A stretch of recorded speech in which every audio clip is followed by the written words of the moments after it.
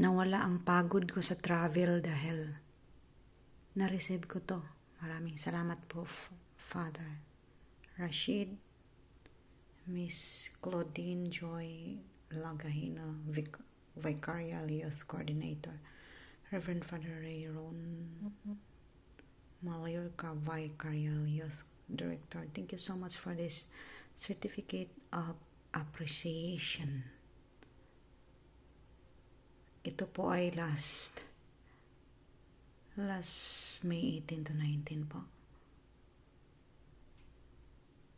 From the Diocese of Vicariate of Sorsogon pala ito. Hindi pala Diocese. Vicariate of Sorsogon. Shout out Bishop Jose Alan Dialogo.